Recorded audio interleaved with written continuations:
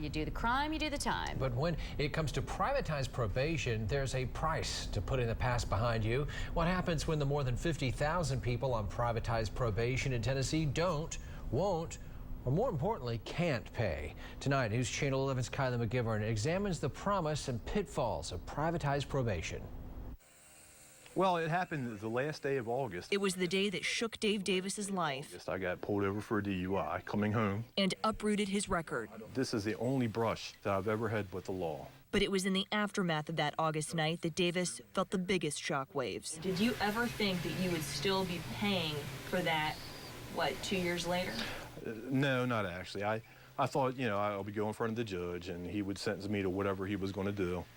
And that would be the end of it. But a weekend in jail and year on probation did little to put the past in the rearview mirror. Today, 2 jail visits and 2 years later, Davis is buried under court costs and mounting private probation service fees. They say you do the crime, you do the time. But for many like Davis, that time increases not because of a new crime, but failure to pay. When you and I had spoken, you said there's a very good chance that you could be going back to jail before the end of the year? Yes.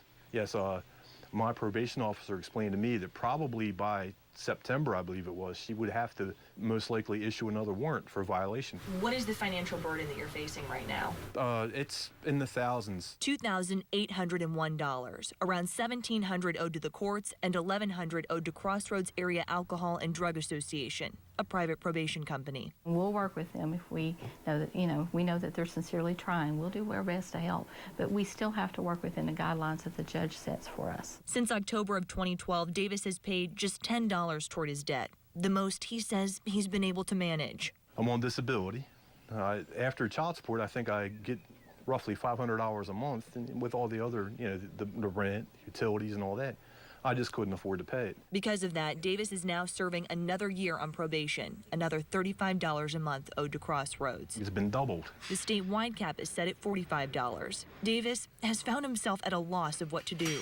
I guess the threat of incarceration is supposed, but if you don't have the money, how are you going to, Human Rights Watch says it's a position more and more people are finding themselves in. And they wind up paying twice as much or more than people of greater financial means. Chris Albanlacki works for Human Rights Watch in New York and authored the report Profiting from Probation. What we found was a whole host of really disturbing abuses. There are people in the business who are ethical and who try to do things the right way, but the incentives lead them into a very negative and abusive direction where there isn't the right kind of oversight. The incentive is simple: money. So who's really making bank, the probation company or county? Crossroads reports last quarter, while around 28% of monies owed went to the company, 71% went to the county. Crossroads is strapped with a steep responsibility to the county. In essence, you bring us the money owed, we send you the clients. We're the cash cow, the one that brings the money in. And if that were to stop, the only place they're going to have to go is with property taxes. And Crossroads is the one that enforces the payment. They encourage it because they're not going to get off probation unless they have everything paid. So you are really entrusting Crossroads to bring in the money that you all need to operate? That's correct. Last year, the courts contributed at least $1.2 million to the county's general fund. You got to have some oversight. Right. In this state, this county, that's a judge. If something goes awry, they're going to answer me. When the public throws punches, Judge Walton says it's Crossroads that gets the black eye. Someone says, these are poor people that I'm putting in jail. Crossroads doesn't put them there. I put them there.